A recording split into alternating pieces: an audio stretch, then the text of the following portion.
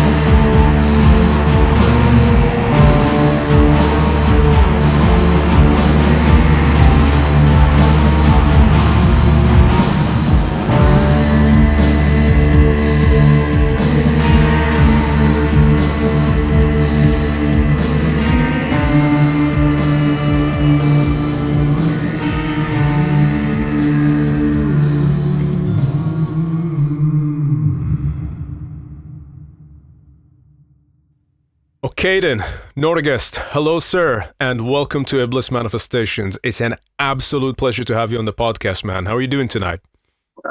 We're doing good. How are you doing?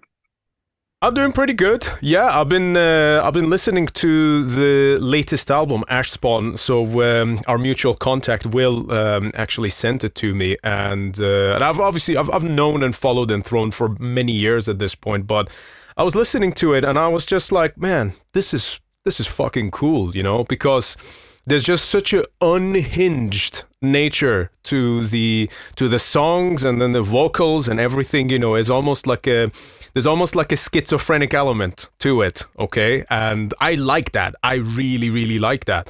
So I think we can maybe just start by talking about the new album and then see where we go from there. Well, this record is like the first testimony of a new period for the band. It's an album that will change a lot of things for me regarding Enthroned and how I perceive things as well in the black metal scene, or what it revolved around it. Like before, you know, there was always a lot of compromises. We were, you know, having a lot of things to discuss about the songs and everything. But with Ashspawn, it's something completely different. Yeah, it comes to a certain point at a certain age that the core remains the same, but your senses are sharpened. And with this album, I said, like, fuck it. That's gonna be me and the other guys. Like, what we are, who we are. And that's gonna come out. And the new member, T Chaos, is exactly on the same page as me when it comes to those things. And Mentor, like, we played together for years, so there was not even the question there. So it was that album is more a translation of a certain experience that I went through within my spiritual journey, let's say. And when T Chaos came in the band, the first thing he asked is to have the lyrics, so he could immerse himself in it and write the translation for them. And I asked him, "What do you mean by translation? What would become the music?" So something that really made me happy, and the album is actually that, purely that. Not a lot of questions, not a lot of planning, not a lot of concessions or compromises. It was just like the force was with us, a certain force was with us to spew this album out. The same for the vocals. Like I had no limitations. I just spew them out. Even tried some things I didn't dare to try before, and I'm happy I did, because I was that's the first time I can hear myself authentically, like honestly, how I wanted things to be with this album. That's super interesting to hear, man. And I think that actually comes across very, very well in the actual music itself, you know, and even the choice of production. I think that it does have that timeless element to it. Like if you, let's say, if I started listening to the album without knowing that, oh, it's coming out in December 2025, I wouldn't necessarily think that that's the year it belongs to. I wouldn't necessarily also say, oh, it belongs at this period of 90s or this period of 2000. No, but it's just, it's a timeless, very pure, and as you said, very authentic kind of expression, which I think that's kind of the thing that for me, when I listen to black metal, that's what I want to hear. I don't want to hear a copy and paste of a certain era that's already been and gone, you know? Yeah, exactly. Like what we did not want was it to sound a modern sound, like everybody today sounds the same. It's soulless. It has no, it's really a surgical production.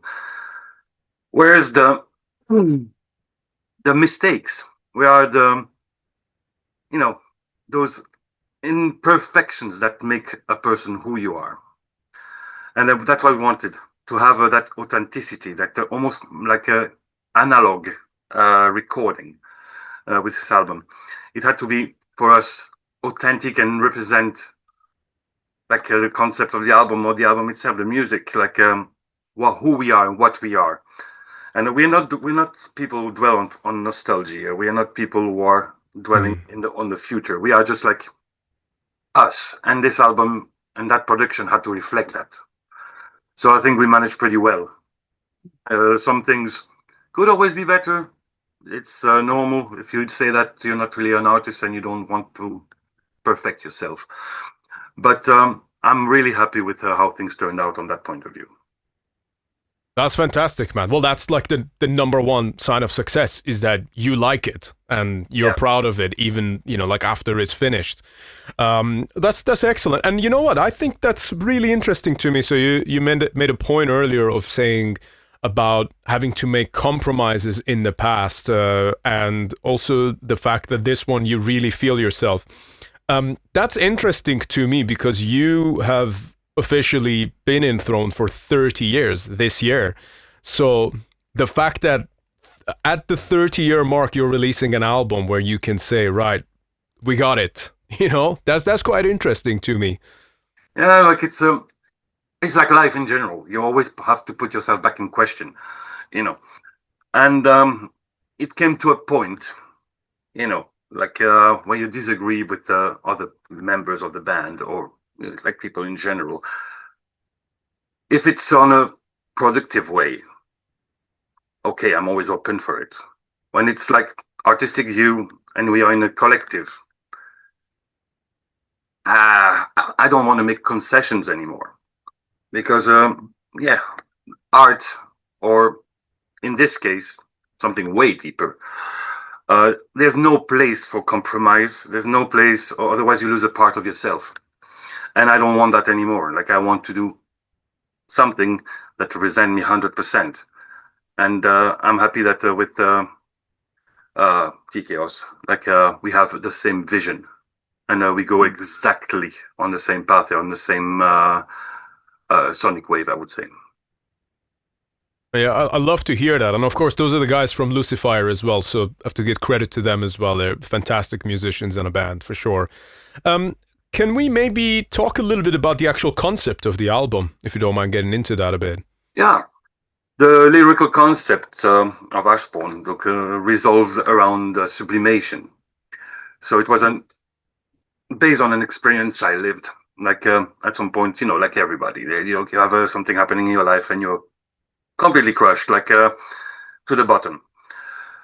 And I use all my knowledge or what I studied during the years in the spirituality to put that in practice in everyday life. That's why you study those things, not just by mere interest or to look cool for blah blah blah. So that's something I've been taught always by my mentor, and that you have to put that in practice. So here it was like the perfect thing. It was like destiny put those obstacles on my way to develop myself even further. So it was a long process, and this album actually reflects that, like going from the bottom of the pit to the higher summit and become the better version of yourself. So basically, as I said, it revolves around the sublimation, the transformation born from desolation. That it explores that moment when one stands before the cold black sun, of despair, and when life becomes that hollow shell and meaning dissolves into silence. And then through those experiences, you reach that summit and become the best version of yourself. And all this was through certain practices via the Edom Belial that I went through during 3-4 years, I would say. And I started to write down every steps of my recovery and let's say ascent to the better version of who I was. And it becomes the lyrics of the album. So Fantastic. as simple as that. It's not like not gonna write about theories, about other ritualistic experience like I did in the past. Here it's like literally some kind of autobiography from that event. Maybe some would say an exorcism, but it was like some kind of journal to that path, I would say. That's interesting. So I'm just reading through some of the stuff you got here now, and I am thee, and thou art me. It is time to go, O seed of grief, food for the Seth to be. That's fascinating, man. Very, very interesting. And just to reflect on your points as well, and obviously, first of all, beautiful lyrics, great, very nicely put, especially when you kind of get to experience even just a vague definition of what kind of goes behind it. And I guess reflecting back on your point as well, I'm very much personally of the belief that the things that do happen in life happen for a reason, and many times we might face things that make or break us, but I think the make it part, it's kind of like, you're destined for a certain specific position in the universe and in life, and the world is giving you an opportunity to be present there. But in order to get there, you have to pass through the trials and whatever it throws at you. You are tested all the time. And in my concept and view of things, obstacles are there to be challenges to be teared down and conquered and go further on the road, not to be like that prison for little emo depressed thing, like it happened to me, like come on, like gross, that kind of behavior that I cannot stand that. So even at the bottom, you just have to always do again and again, even bleeding your fucking skull, knocking that obstacle down, because you have to go through it. You have to go forward. And that's what it is about as well. Not mere curiosity or just complacence. You have to go further, always improve yourself. Yeah, that's fucking beautiful, man. I don't know if you know, but you're preaching to the choir right here. I adore that mindset, and try to wear it on a day-to-day basis. And, one very tough thing that I think for a lot of people to try and understand throughout life is that those obstacles, ultimately, they're your friend. If you learn that they're there to teach you something, to get you past things. Of course, like if I had to do all over again, I would not change a fucking thing, because all those things made the man I am today. And I learned so much of those obstacles, those, shall I say, trauma, maybe.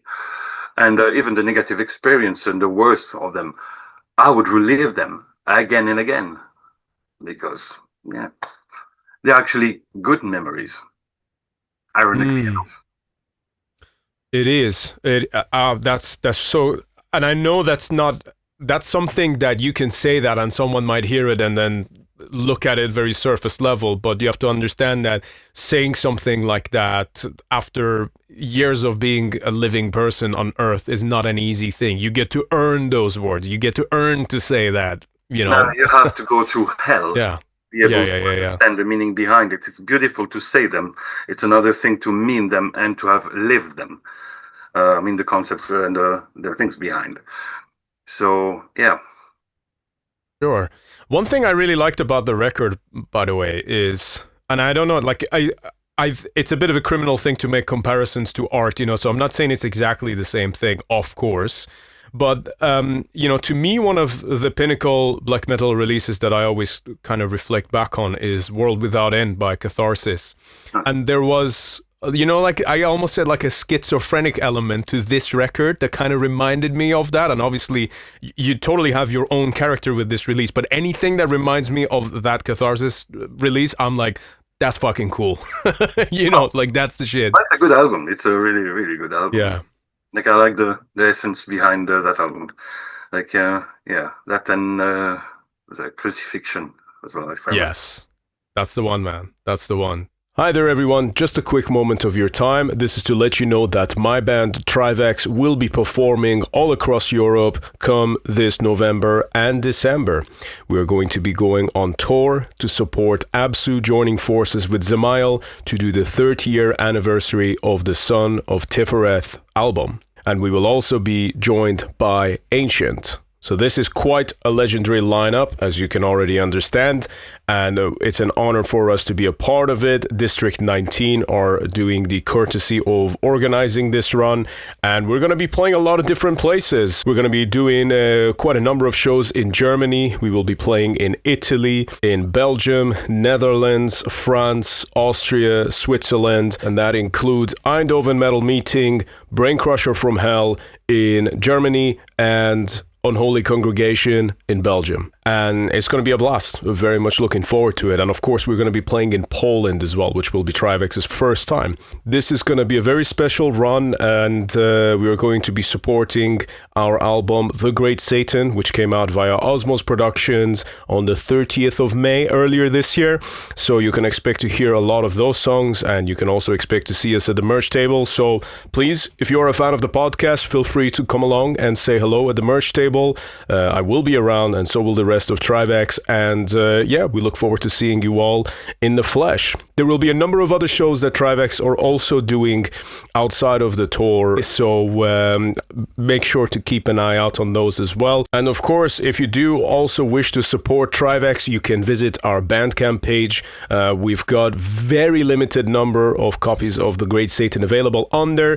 If you go and check out and your format of choice is currently sold out, you can also get your copies directly from Osmos Productions. And with that said, thank you for your support and enjoy the rest of the podcast.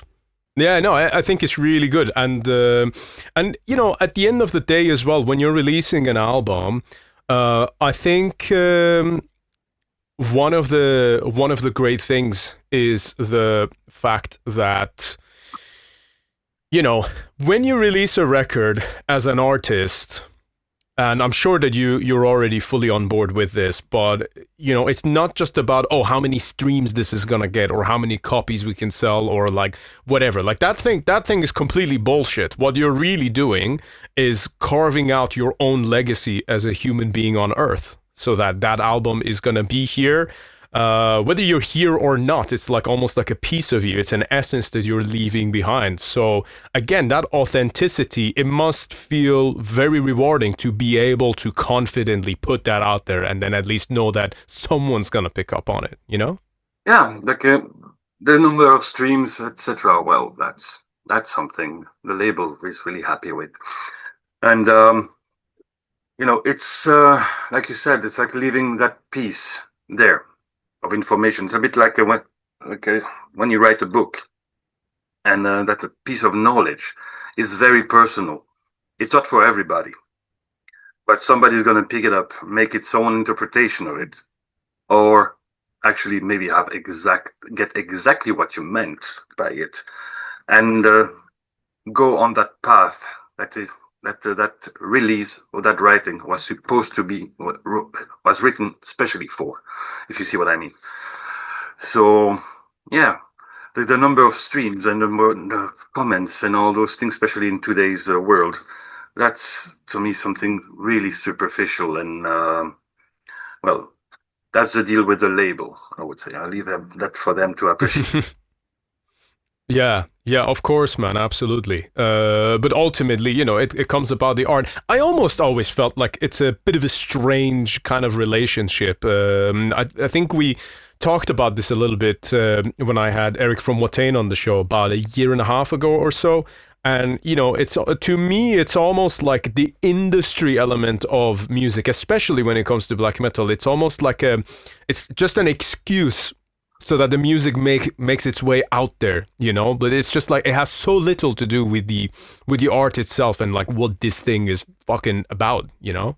Yeah, like black metal became the new punk. Yeah. Or some sort of weird way. Like, you know, people forgot or don't care like about what it actually is. It's an extension of the occult, and it's not the other way around. And it's always like funny or raising an eyebrows when you read like, oh, black metal is so cringe and like with the Satan and everything. Well, that's what it is about. Mm. What it's supposed to be, not about forest, snow, and the trolls are dancing in the woods. You know, it's something way more deeper. That's why it's created. You don't like it, you don't like the concept, move away. It was never meant to be for the masses or like a custom style where people can tell what they want and the band's gonna do it. We do what comes from the deep, definite corners of our souls, and especially with that concept, because that's a medium. Uh, you know, what is the most powerful way to vehicle energies? It's sound, it's energies. And what is the most powerful kind of sound? You have that extreme kind of black metal or energies like this. And that's a good way to spread energies. And that's why we do that thing. Why we use those things. I could have used in another project with a grand piano or something like that, sure, but this is what I do because it's the most intense form of sound that can carry the energies and the waves in my concept and view of things. So, yeah. I feel that, and it's also one of the most organic forms of it. You know, like you could say you might just mash some electronics together and just make pure noise, and that certainly exists out there, but it doesn't have the same, should we say, a tribal feel of performing this music live. Which again, that's another extremely important part of it. Like to me personally, don't know how you feel about it. A big part of releasing an album is just so you can sort of familiarize people so that you can then play it live and enjoy and share it together, you know, and almost feel the egregore of these songs. Some kind of a bit vampiric magic, if you want to say it that way. You know, there's nothing better and more charging than a good ceremony concert. When you give that energy and you have that energy back, it's very similar to performing some certain practices. But yeah, to answer to your question better, no, you know, that style, black metal, became really lost a bit of its essence for most parts. It's became more like a money machine, although the trend is way it's over for a while. But nah, that's something I don't really find myself anymore in that actual scene, to be honest. I'm doing my thing with my guys in my corner, you know, still looking around, still having interest in some bands and everything, you know, but it's not like it used to be for me because it's so synthetic. The essence is lost for a lot. A lot of the essence is gone. It's lost, and luckily you still have some artist bands, whatever, that still have that spirit. And yeah, basically that's it. Like, I don't know what to say more about this because it's I don't. Yeah. Yeah. Yeah, no, look, I'm totally with you, man. You know, and you say the trend is gone. I think there's like sort of mini trends that have kind of spawned from it in like the more recent years, especially like the last 10 years, where, you know, for a while it was the corpse paint or whatever, and then now it's like every motherfucker and their cousin, you know, they come out with these black and white or like low saturation photos of fucking wearing leather jackets and hoodies, you know, and everyone's wearing blood. You know, no one even knew about wearing blood until Watain showed up, or maybe Behexen a little, you know, like, it's kind of like no one fucking knew about these things. And then all these guys who were pretending edgelords on Instagram, ultimately, at the end of the day, they're no different from the fucking trend hoppers anyway, you know, so it's the same thing. Yeah, that has always been like that, you know, since the 90s. Yeah. Always people jumping in that trend and then become the biggest know-it-alls and professionals of the whole thing. And you know, Yeah. There you go. it's even worse with that, with TikTok and all that bullshit. So it's Agreed. I honestly couldn't agree more, man. You know, and that's why I think it's important to have your own meaning of it. Tell you what, though, like, what's your relationship with this music now? Like after 30 years of doing it, I mean, literally, like I said, this is your 30-year anniversary of being enthroned or having enthroned in you, rather. You know, so what's your relationship with the music? How do you reflect back on the personal evolution that you've had with it? well, as I said before, you know, like the core remains the same, but some senses have sharpened. Um, I'm still in contact with most of the same people I was in contact in the early 90s. But I'm not the kind of person who dwells on nostalgia. I'm not as involved as I used to be, simply because the scene is different. It's not the same. It lost that mysticism, that essence. It became more metal than black metal, you know. So to me, it's another. Most of it became more like a subgenre, like thrash or heavy metal than actually what black metal was about. So I took kind of a step back while still remaining in it in a way, but the way I used to be. Like, we could say I'm a traditionalist in that way of seeing things.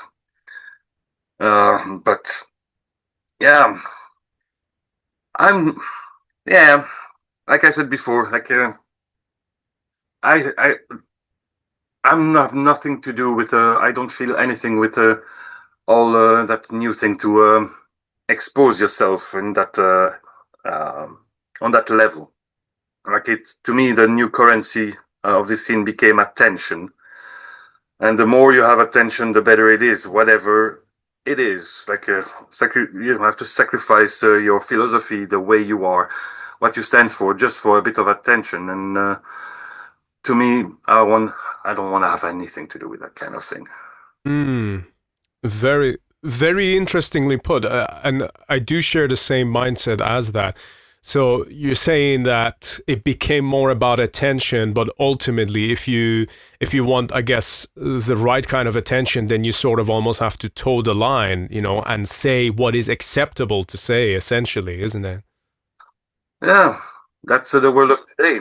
You know, I don't care. I say what I have to say, and then the funny thing, all those people nowadays who are being very careful not to bend or like not say what they think because they're gonna have a backlash of it. It's always those ones who get all the problems. Me, I just always being myself, ignored all that shit. Never had a single problem. You know, Well, let tell us you in what. my fucking corner here, like in my near my mountains and my woods, and then when I go out, I'm just like I always been. But yeah, never been annoyed on that sense by that new uh, offended bullshit. Yeah. Well, I fucking love that. You know, so I don't so just to tell you a little bit about my own background. So I'm originally from Iran. Okay. So that's where I started performing this music. And naturally, we have more of an anti-Islamic orientation, okay? Both in the messaging and as a person, I'm vehemently anti that religion, okay? and very outspoken about it too. Okay, I've had a few interesting messages here and there. Just as we were talking, okay, I had this on Do Not Disturb. I don't know why the fuck it showed up anyway, but here it is. I'll read it out to you anyway. This is literally just came through 13 minutes ago on my emails. It's from a promoter in Turkey.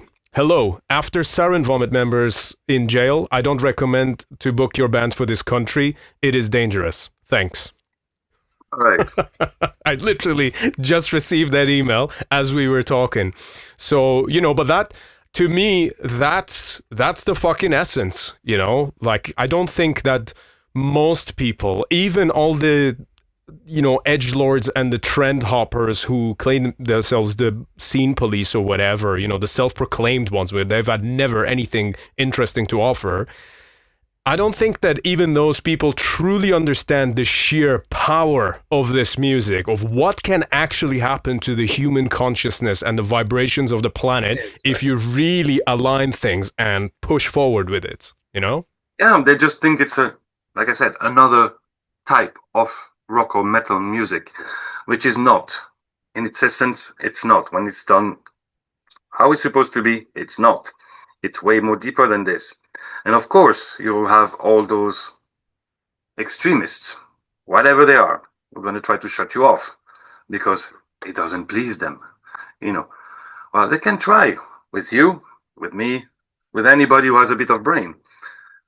They're going to have another thing coming. I guess it's the same with you. I prefer to die here getting stabbed for who I am than to back off like a little puppy to be liked. Who gives a shit? This allegiance goes to myself. I'm honest towards myself. And that's my code of conduct. Why should we shut off who you are just to not offend somebody there? Blah, blah, blah, blah, blah. Fucking hell, those people must have a very interesting life too, being busy so much with the life of others. And if it's not that, it's people who only read one book. So, yeah, very interesting to modify or to just try to change your own life compared to people who only read one single book. Yeah. Yeah.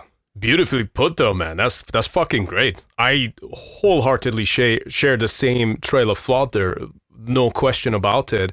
So since we kind of got onto the topic anyway, to you as someone who's obviously taken this path within the occult and, and if you want to call it left-hand path or whatever the names or labels are, which I don't think is as relevant perhaps anyway. It's the intent that really counts.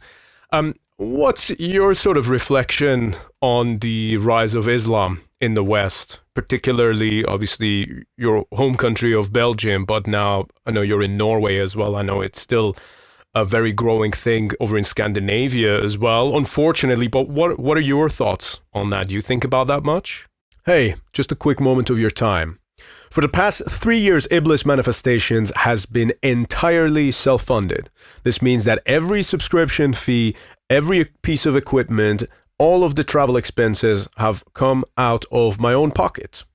Over time, people have asked me how they can support the podcast, and to be honest with you, up until now, the answer's been pretty straightforward, and that is simply spread the word. But now, there's another way. I have set up a Patreon account where followers of the podcast will be able to make monthly donations to the podcast, and this will help cover the costs of streaming gear and basically everything else that goes into making this show. This isn't about making a profit, and to be completely honest, it's not about breaking even either, because that's certainly not been the case for the last 3 years. However, if you do find value in the conversations that we're having on this podcast and wish to help them forward, then you can now support the show. Just head to the link in description and hit the Patreon button. In addition to that, be sure to check out the Iblis Manifestations Big Cartel page, where we will be selling exclusive merchandise for the podcast. At the moment, we got the Extreme Podcast for Extreme People t-shirts, limited to only 30 copies, and the pre-orders will be sent out from the 1st of July. So the link for that is in the description. And in the future, the Big Cartel page will also include some occult accessories and jewelry, which will be handcrafted by myself. And we will also be selling merch and records by other bands as Iblis will expand into a label of its own. And, of course, it goes without saying, thank you for supporting Iblis Manifestations. It is much appreciated. Well, yeah, I mean, growing up in Belgium, I was exposed to Islam since a very young age. Not like you were, obviously. But luckily not, I should say. But I grew up in a part of Belgium where there was a huge Muslim community. Some of those people were absolutely fantastic, but as you know, there were the other ones, and it was always problems. The thing is, I don't understand. I understand that they want probably to look for a better life. It's their belief. As long as you don't shove it up my ass or my face, it's no problem. But that's a problem with Islam. Most of them. With Christianity. Some of them. With a lot of religions. They're going to come in your fucking backyard and try to shove up in your throat what they think. They go to a certain place and they're going to make exactly the same thing that why their country or why their society collapsed. Instead of, looking up for something else and to improve themselves. It's not by slaughtering everybody that doesn't think like you that things are gonna go better. You have to make the part of things. When we talk about Christianity, it was the same at some point. You don't think like me, we're gonna execute you. It's the same. Look, where did that lead Christianity at some point? Most collapsed religion. It's still there, but come on. Look at the churches. They're all empty. Yeah. They are. They make malls. They make apartment blocks out of them because it's very design, especially in the UK. And was that worth all the millions of people that were burned at the stake and everything just because? For what? For the fairy tale book? And the same with Islam. Were they all there when the Prophet Muhammad said those things? I respect all forms, and I'm not saying that because I'm not scared to say anything. I have my opinion. There are some good teachings in the Islam. There are some good teachings in some part of the Old Testament. Mm-hmm. Most stolen from other things, from the Amtuat, for example. But things have to be put in perspective as well. From my learnings and teachings within the spiritual field, you always have to look for something that to improve yourself and your surrounding. It's not by murdering everyone around, exploding everybody around, that your surrounding is going to get better. The problem with that is that to a lot of them, and when I say a lot of them, I'm referring to the more fundamentalist Islamists, which, by the way, ultimately all they're doing is just following the teachings of their book. Okay, it's the book that's the fucking problem. The fountain is poisoned. Okay, and to them, that process of elimination is the improvement that they're looking for. That's their version of improving things. Okay, so they're not interested in sort of merging with the Western society. What they want is Sharia law and for them to take over with their own ways. That's the sad truth. I only read one book. Maybe, like Billy Connolly said, maybe somebody should drop a plane full of Agatha Christie books. yeah, right. Then they're gonna start yeah. So you cannot refer to one book. It's like I would, for example, refer myself all my life concept, everything Okay, it's one of the greatest book ever written, like The Night Side of Eden from Kenneth Grant. But imagine if I would just read that book, and that would be my sole source of knowledge and of thing. Yeah, well, that would be a bit sad, and that would really be a bit fucked up. Mm-hmm. My life would just dwell in the void, positive void, clear, but you know, there's no other perspective. You cannot put yourself in perspective in the eyes of another, because yeah, you might not care, or I don't care maybe, of the opinion of others, but the people that matters know you, know your personality. Their opinion matters to improve yourself, because then you have another objective look upon yourself and improve yourself and your surrounding. So that's what those religion, in the general sense, lack, is perspective. To me, you had some older, more ancient form of belief, like I'm going to go with the ancient Egyptians, for example. Their system of belief was utter perfection for their society. Their code of moral was perfect. Look at it. It's the longest, the civilization that stayed the longest.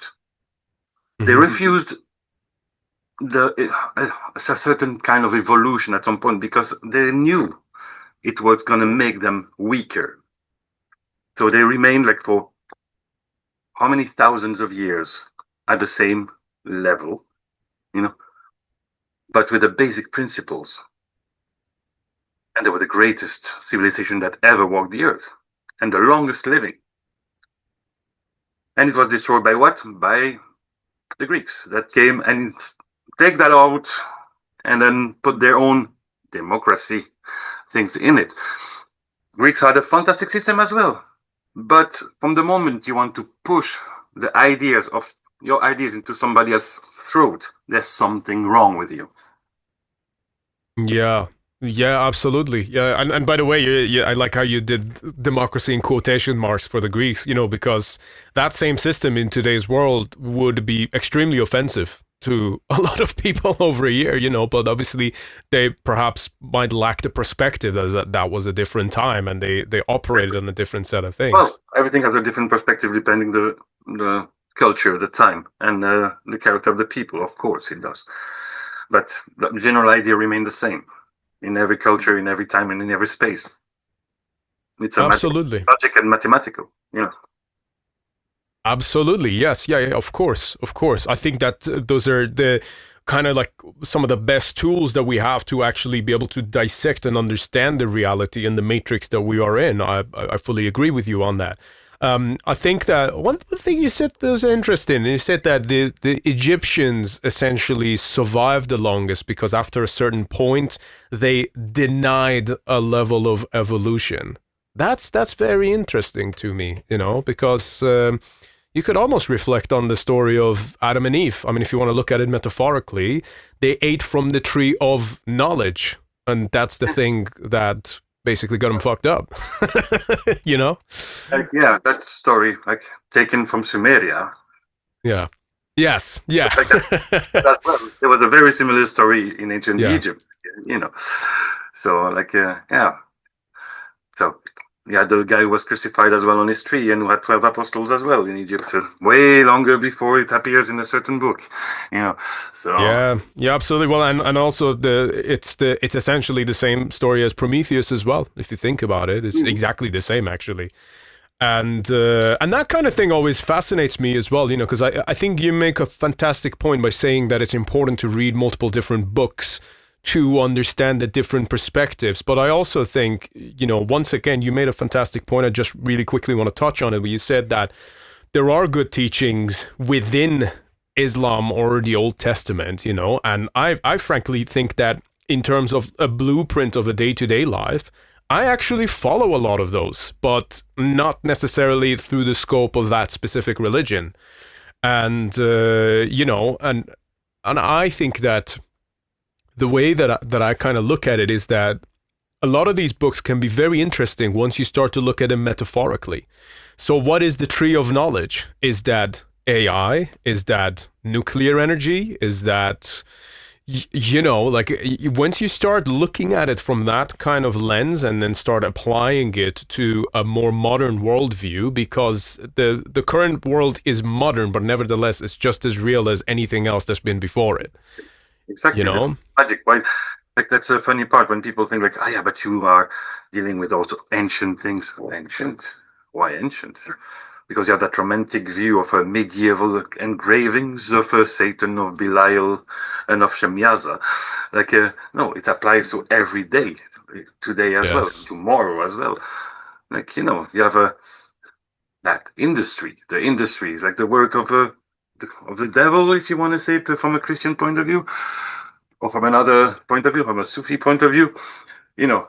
But it's there permanently around us. Why would I deal with something practical that is outdated from thousands of years? That would not make sense. Same if like it's only evil and only dark. Why would I deal with something like that? That doesn't make sense. Like I would be a fucking sociopath or like a something wrong with me. No, it's all a matter of finding balance and exploring your surrounding and what's behind the veil, beyond the veil, as well. So it's something extremely personal as well. So yeah, like you said, it can be the nuclear energy, it can be this or that. Of course, it is. You know, it has always been. Will always be. Absolutely, man. Yeah. I mean, so much of what we live right now is magic. Just the fact that you and I are sat here right now, even having this conversation, this is a process of magic right now. This in itself, and It's making your will come true. So yeah. there you go. Yeah, absolutely, man. Absolutely. It is.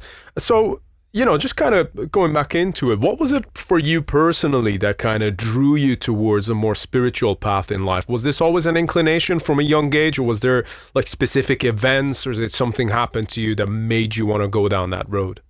Well, I was indoctrinated. Sorry, indoctrinated. But we'll have to redo this one. Indoctrinated. I was indoctrinated by my mother. I Uh, see. so now my mother was dealing with a lot of spiritual thing, and I'm not talking about the new age pumpkin soup eater tree huggers. Like she was really dealing with serious stuff at some point. With she had a mentor, and how I discovered first from a very young age a book that I thought it was a Jew when I was a kid, a Jewish book, like because it was written the Keys of Solomon on it, you know. Oh yeah. So yeah, I was like one of my first books that I had to read like that was basically Goetia. So which I didn't understand shit of it. So um, at some point I started to get a bit more interest in those things. And yeah, I wanted to manifest some things into reality. Maybe thoughts. I'm not talking about going full on ceremonial magic and going, you know, that came later. But it was a path that undoubtedly was started by my mother being there. And there was always that kind of thing in the family. But How not old were you at the time, if you don't mind me asking? I was 8, 9, Wow. Okay. 9. Hmm. But yeah, at that age, you're more busy with your toys and dreams of grandeur, like of being a fighter pilot in the Belgian Air Force, Yeah. thing.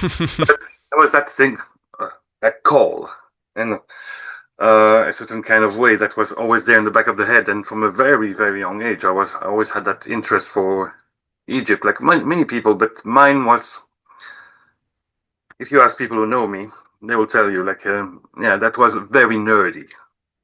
I was like obsessed with it to the point that it was absolutely not normal. So I started to, on the side of my studies, I started to study Egyptology, Egyptian theology, and those things, and went way deeper and deeper. And then, oh, maybe I should look at that book that my mother had again, like when I was 15 or something like that. So I started to read a bit those things there, and it from that point on, it went on and on until the point that I had a mentor, those things. And I started to learn the very old traditional way, not being in a coven necessarily. At some point I was, but I thought it was not a good idea at some point, so I left. And I went on my path with my mentor and started to develop my own path and experiences. So till today, I would say. Very interesting, man. And I think there's so much about ancient Egypt in general, or just Egypt, that we can kind of pull away from in terms of just the human experience, really, whether it's from a historical perspective, which, by the way, history is a very defining thing when it comes to religion and spirituality. It's actually the most scientific pillar that we can find within spirituality. You need to understand the history first. Yeah. And I think that, by the way, like, interesting fact, no one knows this because I never share my real surname online, but my surname actually goes back to ancient Egypt and the time of Moses. I won't say it, but like I kind of have that connection. I've never been there before, but I will be going there soon. But nevertheless, by the way, speaking of which, have you ever been to because I know I assume you go back and forth to the UK a bit as well. Have you been to the British Museum yet? Oh, many times. So, bro, what a fucking place. That whole Egyptian section, like, holy fuck. The Egyptian section is something. It's like where you will find me there or in the library. That's the two yes. But the Sumerian section, the Assyrian section, Persian section, Yeah. Yeah. That place is my heaven. The day I die, if I have to haunt a place, may it be that it's a British museum and not in a cabin somewhere in Norway. Like, that'd be cool. Like, yeah, that amazing place. It's, yeah. My first visit there was in 1986. Was a kid. Oh, okay. Like, I started the alarm of the museum because I went with my hand on the Rosetta Stone because it was not on the. Oh no! So like, the Rosetta Stone, like I touched it, Nice. So, but never wash your hands since. No. So the thing is, like, this place is it's absolutely wonderful. That's one of the treasure trove of mankind. Yet raised a bit some kind of annoyance in me sometimes when I think like how some of those pieces were acquired. Some of those pieces should have remained where they originally were. Yet again, you don't know what history is made of. Maybe, surely, some of those pieces would have been completely destroyed or annihilated. Last years, we had the sad story of what happened in the temple of Shamash in Syria. Oh yeah. For example. But yeah, the archaeology and museum in general, don't start me on that. That's to me the best place to be. Absolutely, man. Yeah, no, I love the place as well. I remember, so I've been a few times recently, but the first proper look I had at it wasn't until just a couple of years ago, where we did a show with the guys from Darvaza and Dr. Nocturne Slaughter Cult the day before, and then the day after, us and the Darvaza guys ended up going there, and it is a sensational place, man. And obviously there's just something about it. But you make a really good point. I have had the same thoughts as well. Like, well, how the fuck was this acquired? And why isn't it in its original place? But it's almost like it's this very strange form of colonialism, that I'm still kind of on the fence about. Like, I both see the points against and for it at the same time, and I haven't made up my mind about it because, obviously, especially with like some of the shit that was happening with ISIS like 10 years ago, where they were, just going around blowing up places. It's just, I'm teared between the two, like it's place of safekeeping for some of those artifacts. Mm-hmm. But I have that romantic idea of the safekeeping. We both know that the people behind the British Museum, it's not really that kind of romantic idea they have of safekeeping. It's more this or status, But when you see, for example, how the bust of Ramesses, which is in the main hall of the Egyptian section, was acquired, that's pukable. Yeah, I agree. Dynamite was a good tool to help to bring this piece back to the United Kingdom, which that hurts, And like the columns of Aphrodite from the Acropolis, same thing, Greece is trying to have those columns for what 50 years, 60 years now, and they're still there, So there's something off there. I'm completely for the British Museum, but in the meantime, there's that duality, There's this thing. This is interesting because I don't think many people are aware of this, but the relationship between Iran and Great Britain is rather complex. So that's to put it extremely mildly. But there's this thing, and again, like I said, I don't think many people are aware of this, but there's this particular, I think, park or like a piece of land in Tehran, or I think maybe it's just on the outskirts. And this place, for whatever reason, Britain has been adamant about having access to this place. And whenever there's been sort of any negotiations between the two places, I think Britain has always wanted access to this place. Like even when you're talking about hostage situations or whatever, because like getting hostages, which Iran has been doing, with journalists and all kinds of people from over here, it's just a game of leverage, the same as when Russia took that fucking Olympic basketball player for smoking weed, and then the US actually exchanged it for a fucking Russian arms dealer, literally called the dealer of death or something like that.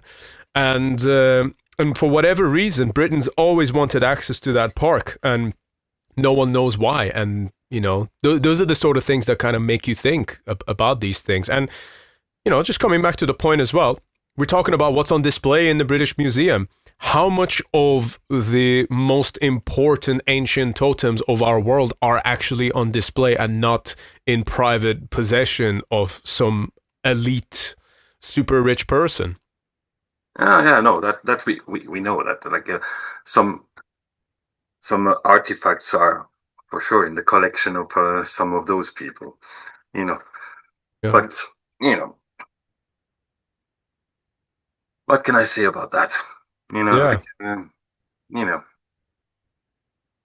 Some maybe for those artifacts are better there.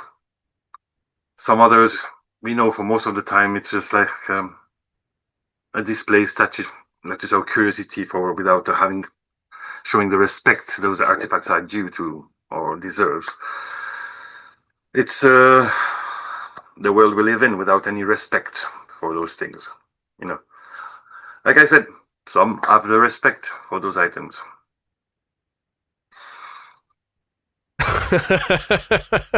I like how you're looking around as you say that. That's brilliant. But like one of my biggest things with it is like, well, what can we actually learn about the history of humans, but also very importantly about ancient technology? Like just even the idea of UFOs or nowadays UAPs being ancient technology that defies gravity, that perhaps at some point in time we did actually have access to, or perhaps a superior race to humans, to the current Homo sapiens, had access to. Like, what are we talking about? What the fuck are we dealing with here? Yeah. Well, it's funny enough because maybe it's more simple than that. Maybe I don't say that there are no beings from another world. It would be selfish or self-centered to think that we are the only ones in the whole universe to be there. But some of those things that occurred in the past, it's funny enough, we deal with the occult, with the spirituality, with religion, with summoning the gods or the demons or whatever. And then suddenly, now it is like, it was an alien. But who says it was not actually an invocation that worked? And one of our dear superior lords or demon came just and appeared. And then those beings have attributes that we know about, like bird head, human torso, Like the funny... Cloven hoof. Yeah. The funny enough, I'm going to take an example. In every culture, you have that male, a bit chubby body with an elephant head. Some call him Ganesh. Some call it Behemoth. And in all those cultures that didn't meet each other back then, they have the same attributes, holding a cup with a broken tusk, standing for debauchery or wine or blah, blah, blah, the same thing. And you find in South America on some pyramids that there is that figure of that sitting beings with an elephant holding its trump on the pyramid in South America. Tell me when there was a bloody elephant in South America.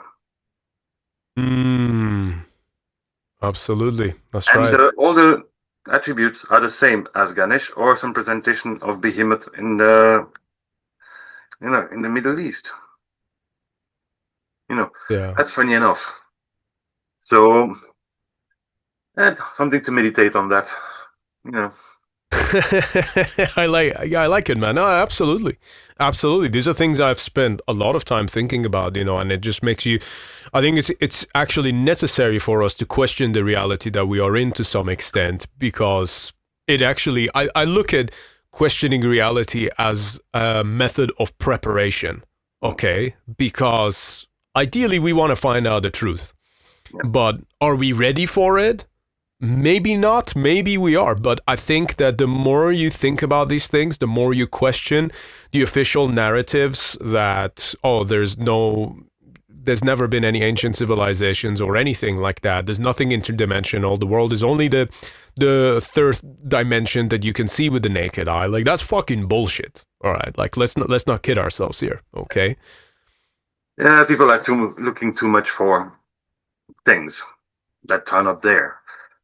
I think when you deal with those things, from my point of view, I'm going to only talk for myself. I'm just minding my own business, my own experience, and always have a critical eye. Always questioned everything in the first place. Like if I would be an atheist or like a Cartesian, and then only try to analyze what I saw, what I experienced. I think it's always good to question yourself and not looking too much in what others may think, from that point of view, at least. But that's my way of thinking. I really like your way of thinking things, actually. And I'm glad you brought up even just the term atheist. Like, to me, if I went back in time and told my 15, 16-year-old self this, I would have been like, oh, wow, old me has gone crazy. But, like, I could never be an atheist in today's world. And it's like the fact that, and it's not, I'll just give you a bit of a brief, like, it's not even entirely by choice, because, like, so growing up, you got Islam, and then that's all that that's religion, and I was actually a practicing Muslim. And then as my brain sort of developed a bit further and I realized that actually this is really fucked up, I want to have nothing to do with this, then you start to build arguments against it. Generally speaking, a lot of those arguments will then be rooted in science and atheism. Again, science, I hate that term for science, because science is a much more complicated term than just one that is aligned with atheism in my worldview. So I then become an atheist, but then still have an interest in the occult and everything like that, and spirituality. Then I have personal experiences that happen to me, that after those personal experiences, paranormal experiences I should add, I can't be an atheist anymore. Like it's too much. Like it's too much to go back to that same train of thought as before. You know, nature like a hurricane. You know, mm. denying it is not going to remove it, make it go away. You know, like it was there for millennia, thousands of years. It's only since 19th century that people start to find that ridiculous. You know, because it doesn't suit their agenda. Yeah, yeah, absolutely. Like the And same, the reality is too scary for them to accept. That's you know, another part. to believe in God, you need faith. To believe in Satan, you just have to open your eyes, man. Well, yeah, no, I actually believe in that. You know, I think that's something that, you know, it's a funny thing. You know, like in black metal, you have a lot of atheists who will take on the occult aesthetic that they think they believe in Satan and all of these other things, and you know, but then they are still really atheists. They don't actually believe in it, you know, but then they still play with frequencies, which ultimately playing with the occult is a fucking dangerous thing. Like you are literally playing with manipulating reality without realizing what you're doing, and the kind of thing you can invite to your life can be deadly. Teenagers and children playing with matches. It's the same for them. Yeah. Like a sigillum, the Yamato, or like a pentagram, or I would say any kind of key is just an ornament or decoration for their stage or their guitar or their apparel when they go to a concert. Because if they're in the research of identity and need approbations from a certain type of people they admire or would like to be like, adoptive, there wouldn't be fans of Morbid Angel or Marduk or Mayhem, to say those bands, that they would actually believe in those things. If they would love the music back then, more of Napalm Death or Brutal Truth, they would be more singing about the same people, about the society. You know, it's a matter. It's how humanity is and trends. Now, did I thought one day that Satanism and occultism would become like a fashion thing? No, but here we are. Yeah. Hashtag witches of Instagram, eh? Yeah. Yeah. No, it's nauseating, quite frankly, you know. And so for you personally, was there any kind of experiences that, you know, I know you said that your mother kind of drew you in to that, at least that style of thinking and the practice, but was there any like specific experience that made you think, holy shit, there's something here? Well, there were a few, but most of them I keep them to myself. But one in particular, like when I was 17 or something, 16, 17, I was at a friend's place who were as well into spirituality and occultism, and they wanted to do a seance, but I'm not talking about Ouija things or whatever. They were doing something. We were there, just sober, completely sober. And then we heard a noise, like, what the hell is that? Like, you don't think about, and it was like one string of his guitar, which was on the wall, that just burst, just broke. And then all the strings started to break after one another in the right order. And they're like, what the fuck? And there was that pressure, that kind of drone feeling. And then some frames, I remember again, you had a frame with a picture of Sodom in it, like on the glass. And then other frames, like with pictures in it. It's like to fall after each other in the order on the wall. And I was like, holy fuck. That was the first really experience I had like that on that level. And then, like some of the guys who were there were like not really guys anymore. They were more like little girls, like I would say, to be honest, I was not feeling too sure myself.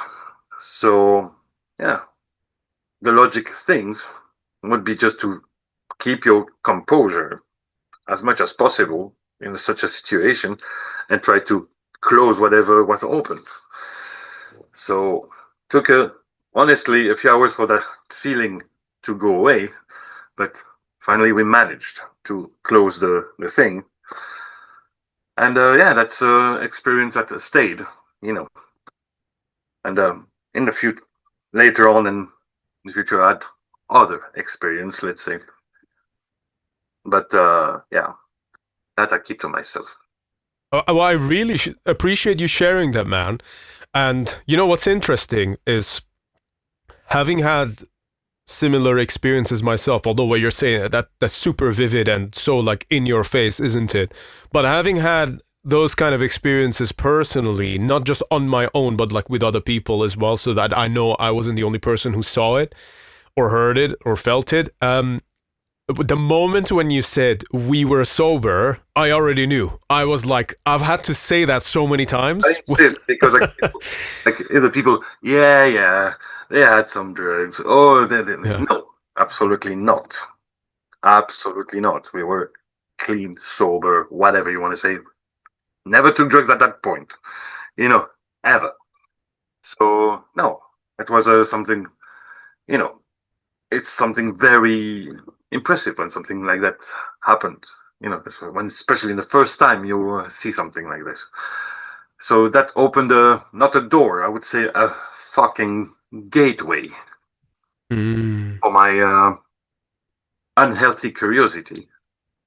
Therefore, afterwards, I learned curiosity is not a good reason to deal with those things, but you learn by falling on your face. And with experience and you can get to learn a bit of wisdom and to approach things a different way with more respect and a better approach, I would say. Absolutely. I love hearing this because one thing that kind of happened, that one of the takeaways I've had from this, and perhaps you're with me on this, is when you're on stage and you're using your throat, you're using your voice, I think the words that you say really matter. And this is a powerful thing. Like literally, that's what I've had this conversation on the podcast a few number of times. Most recent was with my friend Sturla from Svarti Dowdy, and the idea, it's even called spelling. All right, so you become even more and more picky about the lyrics that you write because you realize that when you're in that enhanced state of manipulating reality with the vibrations of the music and the energy that's being fed through you with the crowd and then everything that's coming out, what you say makes a world of difference. So it makes you so much more careful even about what songs you want to play, because there might be certain lines in a song and it's like, I don't even want to say that out loud. You know what I mean? Yeah. Like it has to make sense. Like I'm going to give an example. Like so many people are like, why don't you play more old songs live? Well, first of all, because those lyrics were not written by me. I don't stand behind those lyrics because they were a gimmick, those songs. There was no real intention behind. So why would I go put all that energy and everything in something I don't believe in? That's not honest towards myself, towards the people. Yeah, but we don't care. We want to hear it. Yeah, good for you. But me, as an egocentric cunt as I am, I'm not gonna just do something to please people and feel bad about it after because I said words that I'm like, oh, for fuck's sake, do I really have to sing this? Oh yeah, I will do it. Pretend, no, sorry. When you do that kind of thing, for me, it's like a ritual. You have to be honest 100%. You have to put 2,000% of yourself in what you do. Like you said very well, you vibrate those sounds out of your mouth, those energies out of your solar plexus, and you project them not only towards the crowd, towards you, towards your band members, and towards whatever is out there or whatever is you suppose or aimed to reach. So why would I think about like murder the Christian tribe? Wow. While I don't care. I cared when I was 17. When I was 18, I hated Christianity. Well, I'm not going to write about that anymore. Christians know I don't like them. They know. I don't have to repeat myself. I don't have to say it again. That doesn't make sense to me, you know. So it is imperative to choose carefully what you're going to say and open your mouth when you have something that matters to say, especially on stage and when you channel that kind of energy. We choose carefully each song on our set list because those energies have a reason to be together on that, in that order, even on that perform in that order on our shows, because there's a purpose, there's a coherence, and there's a drive that has to go through this. I'm not going to put the negative and positive currents together and create a shortcut, neither. Yes, absolutely. So, yeah, man, that's fantastic. I mean, we are in 100% agreement on that, and I like to hear. That's something I talk a lot about with this band. Yeah, the way we approach things are very, very probably different when I read interviews of other bands, or like I found some similarities, of course, with the people, but yeah, we have a way to see things quite differently from most black metal band, I would say. Like we are very self-centered when it comes to that. Like we don't really care about what the people say. We care because we do that after all for ourselves, and that's good if they like it or find themselves in it, But after all, that's what it is about: to channel your own self and to make yourself a better person for you. 100%. And, it's a case of as within, so without, anyway, because ultimately that's the thing that people. Yeah. Meaningless now. Yeah. Yeah, ultimately, that's the thing that people, if they are going to be drawn to the band, that's the thing that you want them to be drawn towards anyway. Being a black metal musician, I've said this many times, like, logically, it makes no fucking sense, okay? There's no money in it, even, like, the biggest bands don't make any fucking money. Like, it's a fucking joke. But you have to go through a lot of difficulty. You need people from different parts of the world who are financially willing to take a risk to fly you over, to bring you over so you can perform music for only like 45 minutes to an hour. If you're like a big headliner, hour and 15 minutes or whatever. That's not even that long of a time, but you're getting to go there to do that. Why? Because to me, it's a reason to have a magical experience, and likewise, the rewards are also from a magical nature and essence as well. And this is something that I think most people, I would say probably 99.9% of the people who either listen or play this music, I don't think they necessarily understand that part. Oh, no. It's like for metal, and then that cool image and attention once again, when you have one of those three reasons in the picture, you're fucked already. Yeah. In my book. So yeah, absolutely, man. I agree. So I'll ask you this: are you looking forward to playing the new stuff live? Yeah. You had to think for that.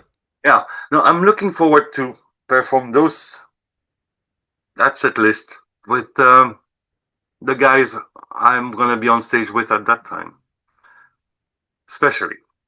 Mm-hmm. We already played one show with 3 new songs actually. Last time in the Czech Republic, it was fucking hell. That was probably one of my best shows ever. Like those guys channel the energy like no one else. So I'm happy we made a very good choice with the people getting involved into this band now. So, and I'm looking forward to it. But when is the right time and right moment?